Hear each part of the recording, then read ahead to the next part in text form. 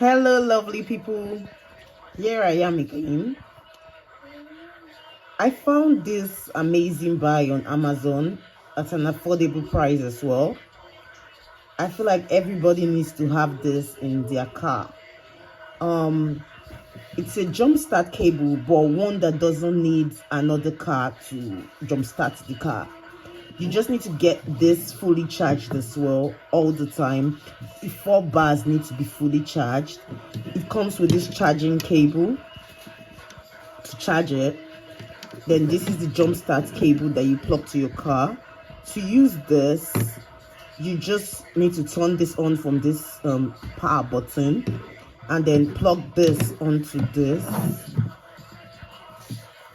Open it up, plug it onto it, and then attach the head to your car battery, and then turn on the ignition. Once you turn on the ignition, take this out immediately, and then you're good to go.